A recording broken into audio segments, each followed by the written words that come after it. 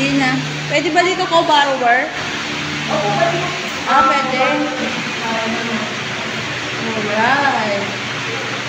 Okay, so this is 1 BR unit convertible for only 5,374 per month. So this area po, pwede po sa isang bedroom. And then ito yung inyong kitchen, dining. Ayan.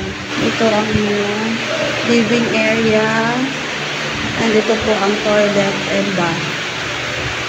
Ayan.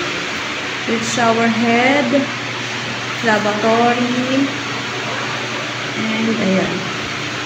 Exhaust. Guys, malapit ito sa itatayong bagong munisipyo ng Cabuyao.